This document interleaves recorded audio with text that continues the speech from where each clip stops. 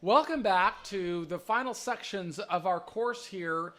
We hope that you are learning how this can be a phenomenal new revenue generating source for your practice or your firm. If you work with business organizations, you can help them understand how to develop risk assessment techniques and compliance training as part of your service. And we would love to talk with you about why this is such a really valuable resource for the people that you serve already, that you've already built relationships with them, and we think that this can help you increase revenues at your organization. One of the techniques that we would be offering to clients, and we would recommend that you offer to clients, is helping them develop a fraud response plan. A fraud response plan serves as an insurance policy against disaster. No one wants to encounter a disaster, but if difficulties come, insurance provides a level of comfort against the loss.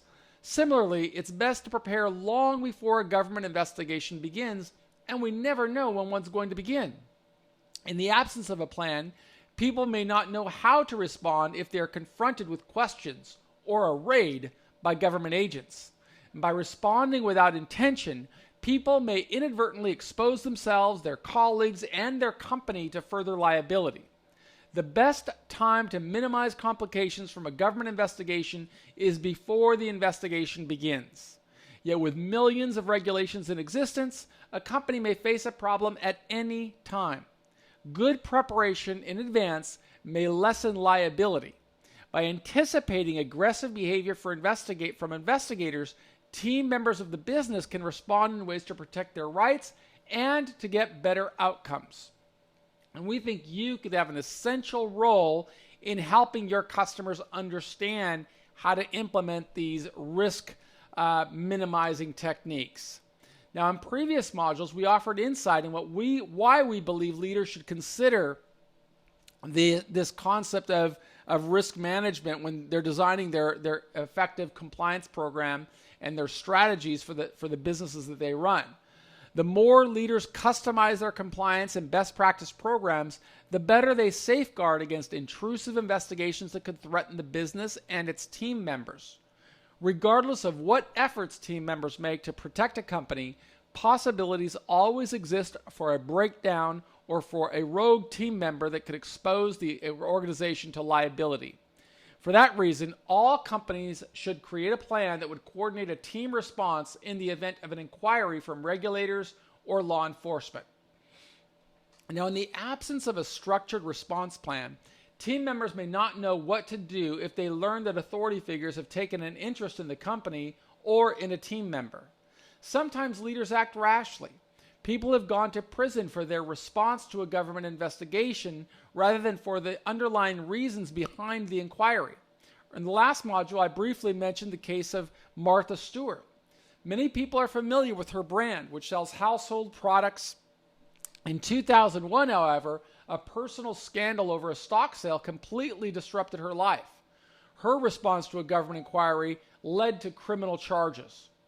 According to the U.S. Securities and Exchange Commission, in late December 2001, her stockbroker at Merrill Lynch, Peter Bakanovich, called her. Peter revealed that Sam Waksal, the CEO of Imclone Systems, had placed an order to sell all of his shares in his company as a result of an adverse decision by the FDA. And in response, Martha sold approximately 4,000 shares that she owned, avoiding losses that would have amounted to more than $45,000. Now, in the grand scheme of things, that's not a material sum to a person of Martha Stewart's wealth. But when government investigators began making inquiries, Martha didn't have a good plan. The responses she gave to the government investigators resulted in criminal charges.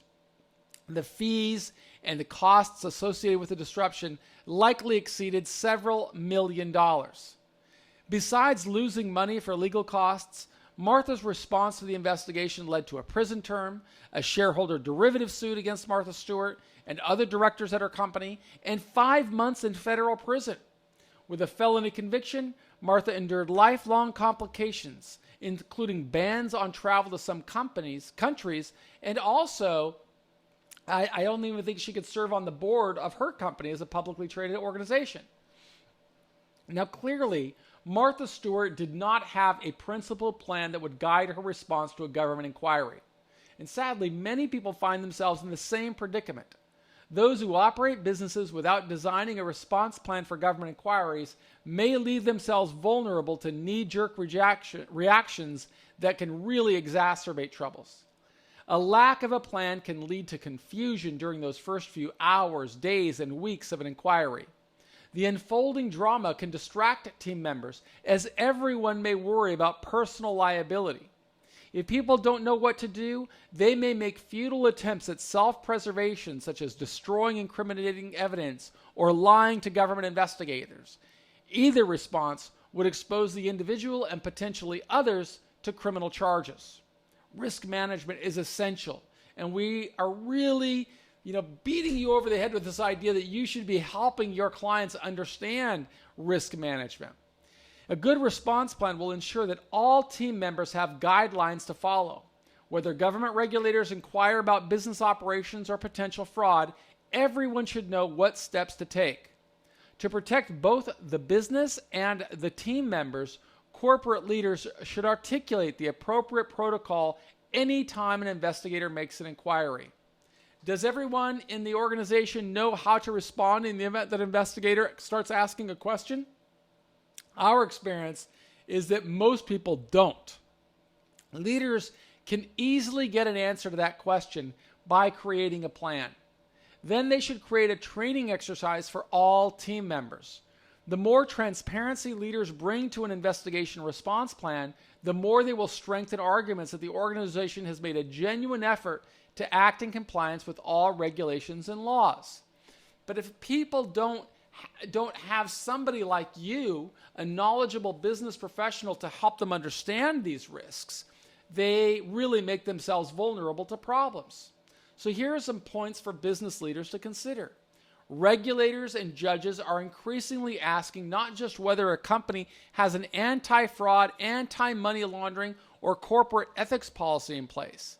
They are also asking how well such programs work and whether their quality and results make sense. They're asking, in other words, how good are they? And this trend raises the stakes for anybody who's exposed to a charge for government for violating government regulations. Now, as an example of an effective anti-fraud policy, we may prove to help business leaders that want to create an organizational specific plan. Our team at Compliance Mitigation offers the following as a template. Start off with an introduction where our company talks about a commitment to high legal, ethical, and moral standards, talk about the board of directors and what it's striving to do, help everybody understand that fraud is a problem and everybody should have a hand in reducing exposure to charges for fraud. Then they should document this strategy of their company about how the company started, what its purpose is. They should have policies and procedures for every function within the organization. They should help team members really understand how the company defines fraud and what they're doing to protect against anybody within the company being complicitous in fraud. So here's a definition. We define fraud as dishonestly obtaining an advantage, avoiding an obligation, or causing loss to another party. And the term fraud commonly includes activities such as theft, corruption, conspiracy, embezzlement, deception, bribery, and extortion.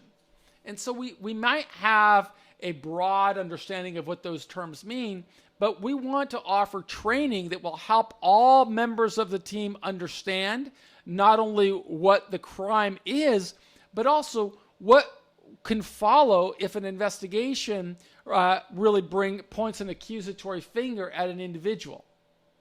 And then the company, after training on all that, the company leaders really need to understand, yet they're still going to be vulnerable, and that's why they need a fraud response plan.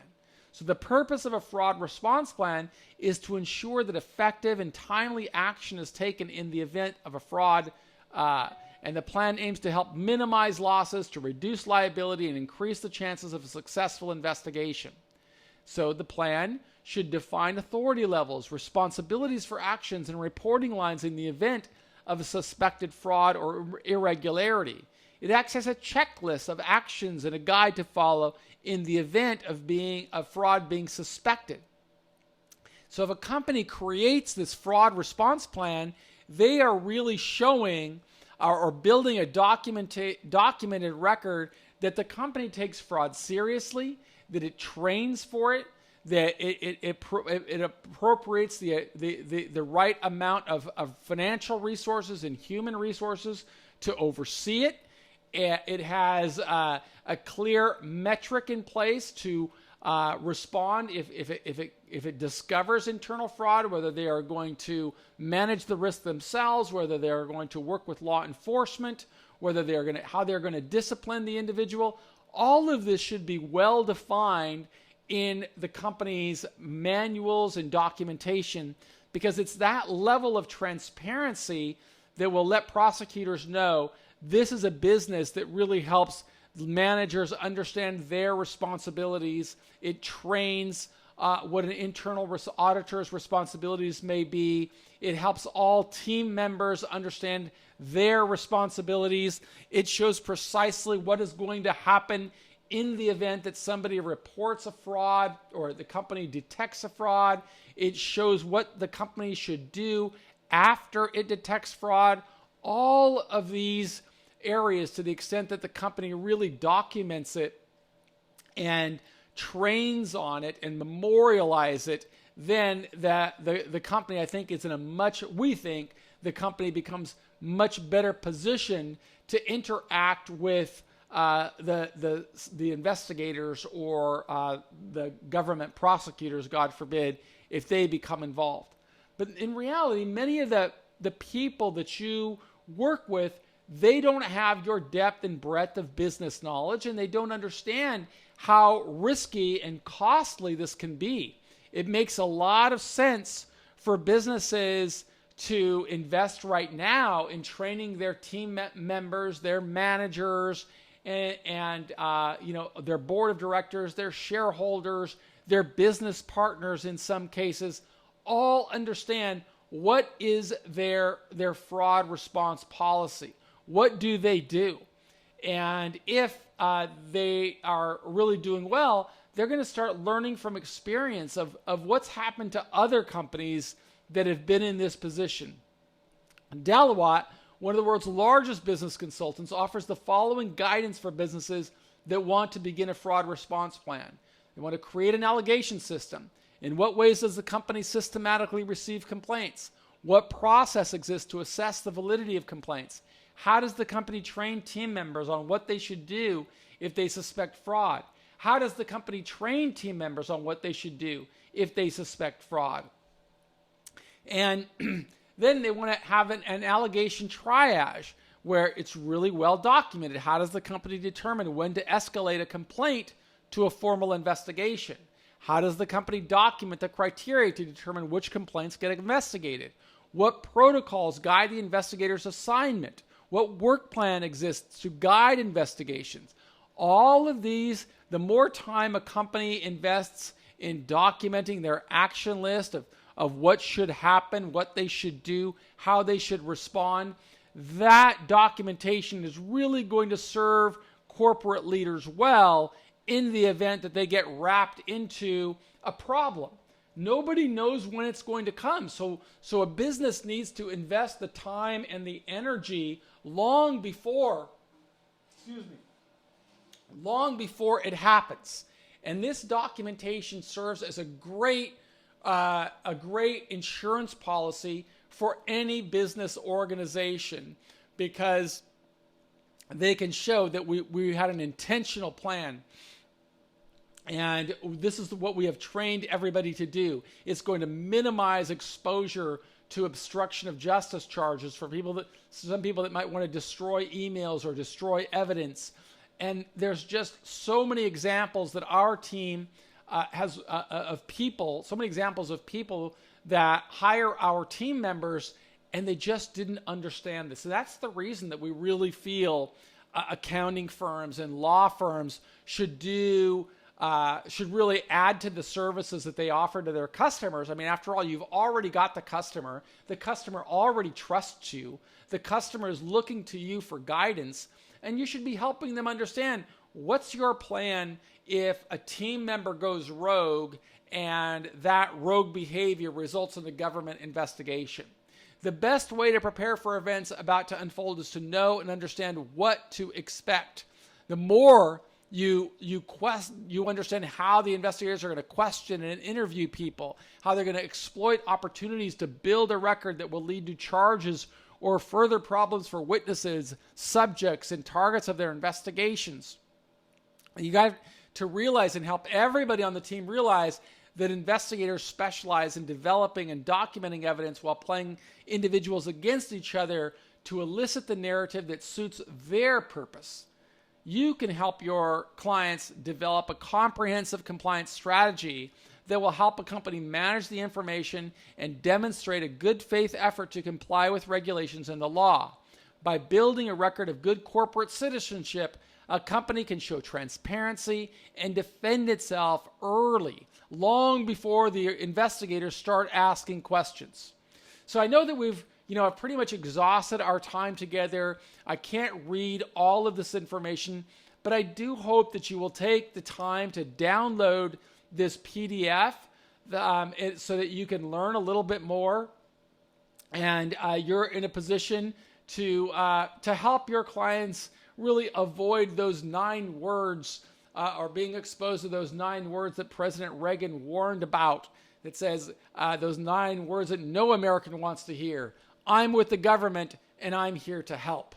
We've got to help your team members understand how investigations start, what investigators are looking to find, what types of risk assessment techniques can a company leader bring to his organization.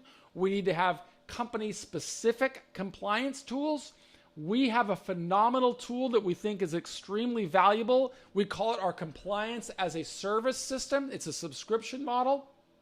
And we would love to have you partner with us in distributing it. It's anybody can test drive it for free. They just visit our website. They enter their email and their name and their phone number, and they get a free user ID and password so they can go through our programs and access everything. And the cool thing about it is people that join our group, that become subscribed to our service, everybody that goes through one of our quizzes or case studies or lessons, they get a certificate with a QR code. And that QR code and certificate is uniquely identified to the team member who completed the project. And then our team serves as a third-party authenticator, demonstrating and validating the amount of contribution that the company has made to training, to corporate training. And we think that is a great tool. We would happily work with you in developing almost a relationship where you offer this to your customers, and when your customers sign up, you make money. So that's why it becomes a great resource for any professional services firm. And of course, we would encourage you to try it first for free. Visit our site and learn what we do, and then perhaps we can develop a relationship where there's an affiliate agreement, and you could offer this to your team and to the clients that you serve, and you would generate revenue every time somebody signs up. In any event, you can reach us at compliancemitigation.com. You can send us an email to team@compliancemitigation.com. You can give us a call. My name is Michael Santos, and you can reach me at michael@compliancemitigation.com. I'll be happy to talk with you and share with you why this is such a great tool, or get on a call with your team and show how this can help your practice make more money and service your clients better, and potentially even save you from a government investigation. We'd also encourage you to look through this manual closely so that you can find a pathway to building a good compliance program. Visit our website. In fact, I'm going to open our website while I'm doing this. I can open our website right now and show you what a good deck and the work that we're doing to make sure that we've documented all of our processes. So I'm going to go to our website here. I'm going to pull it over so that you can see it. You could visit our website at compliancemitigation.com. And if you do, you just click on this services tab here, and this is where you can go through our risk mitigation techniques and see what we're talking about and why this is important. Creating these types of visual decks we think is a really important tool that all businesses should have so they can document their story. If they can document their story well, they can train around it. And if they can train around their story, they are going to lessen the likelihood of a rogue employee. I think what government investigators want to see are all American citizens, all business people serving as ambassadors for law enforcement and really working to lessen the likelihood of fraud. So I want to thank all of you for giving me the opportunity to present our company at Compliance Mitigation and share with you what we have learned about risk management and what we think other companies should be doing to implement risk management so that they don't ever get involved in a government investigation, so that they can avoid white-collar crime charges. And we'd love to work with you, not only for your company, but also for the clients that you have worked hard to build trusting relationships with. I am Michael Santos with ComplianceMitigation.com.